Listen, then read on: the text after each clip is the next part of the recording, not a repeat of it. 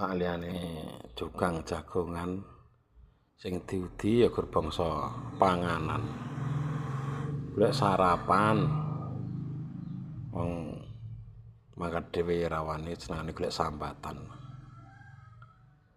Kancane do numpuk omah, numpuk duit, malah numpuki piring karo mangkok apa ya ra.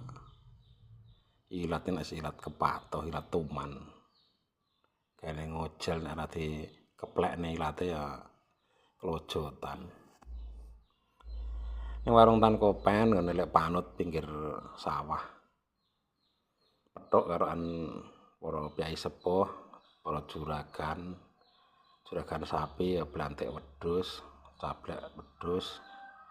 Barang dengah ana nang kene. Omong-omongan ikan wis nyedhaki arep kurban, dadi ya sing bakul sapi ya ngomongne sapi, ngomongne dagangan bahan kurban kuwi. Sing kaya aku ya gur cukup meneng wae iso imbal, ora ndek omongan. Mergo ya gur kurban perasaan.